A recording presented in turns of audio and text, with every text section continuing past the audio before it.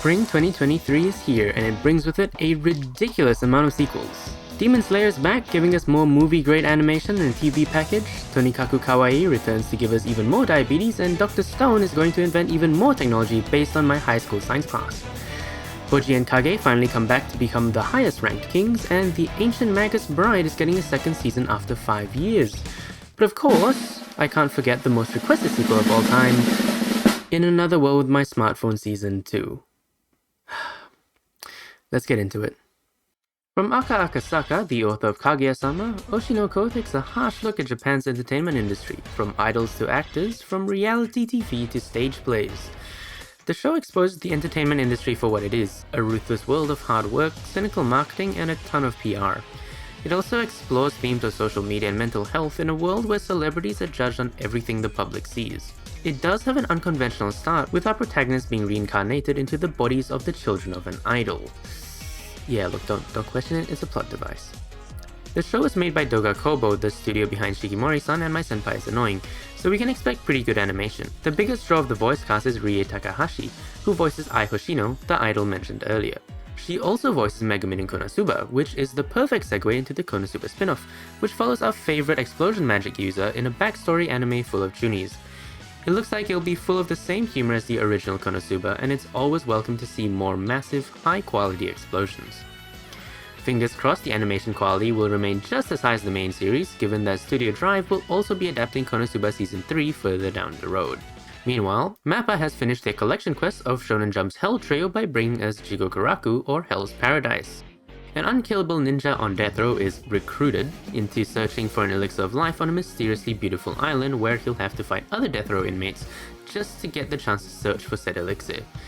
The story comes in hype from the manga, and the first episode shows off some incredibly atmospheric art and very clean action, along with the clear motivations and personalities of the two leads.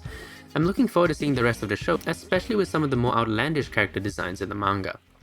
Tengoku Daimakyou, or Heavenly Delusion, is about children raised in a safe environment surrounded by a wall and a world full of monsters, while we follow two others searching for the eponymous heaven. Episode 1 manages to establish not only the world and the characters, but also shows off some stunning animation.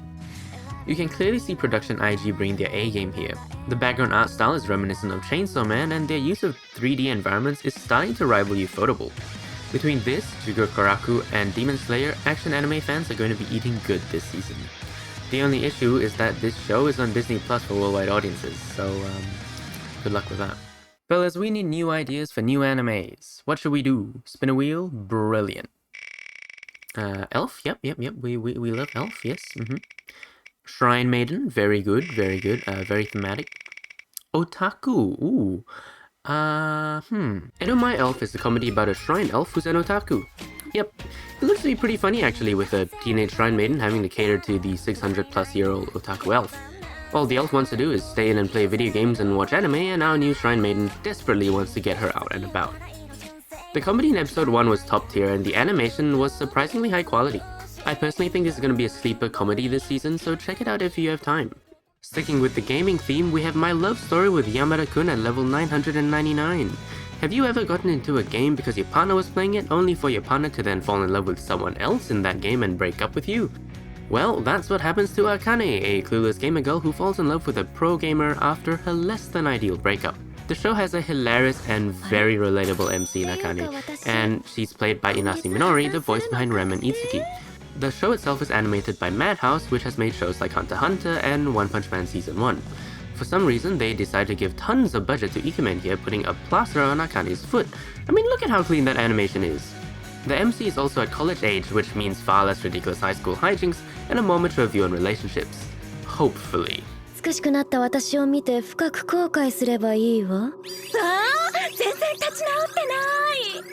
For the same studio that brought you Takagi-san, The Dangers in My Heart is an anime about a chunin student who dreams of murder, slowly falling in love with the girl he thought he hated the most. It's actually not bad, even if the whole murder thing is kind of cringe at the start. The female lead is the most popular girl in class because of course she is, but she also has a pretty dorky side to her too. And also look at that, she's super tall, hot damn. It also has an OP by Yorushika, who's one of my favorite artists. A Galaxy Next Door is a story about a struggling mangaka. His last two assistants have left him for other things, and he finally gets a new, highly competent assistant. Is the galaxy in the title talking about the incredible world of imagination he brings to life through manga?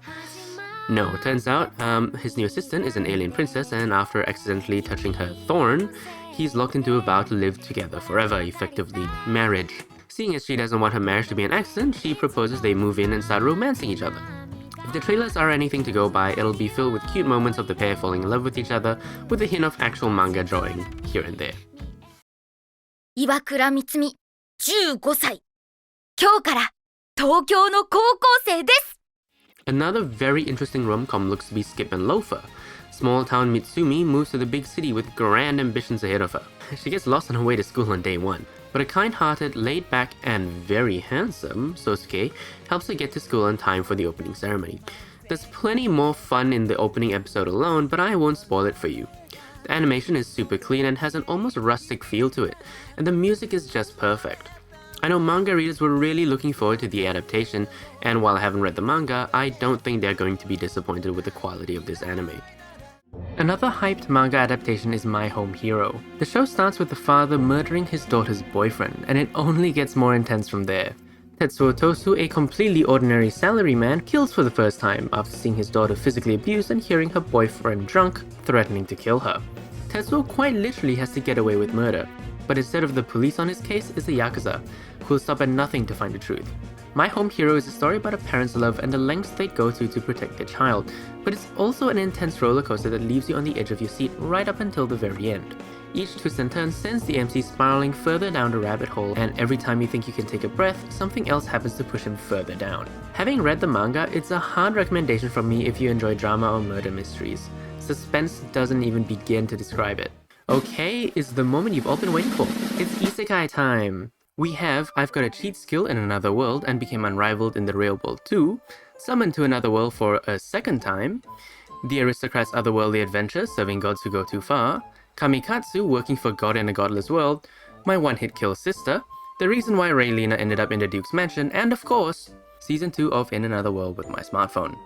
I'll be honest, I've seen some clips of some of these shows and summaries of them do sound pretty interesting, but I just can't bring myself to watch them. Yet.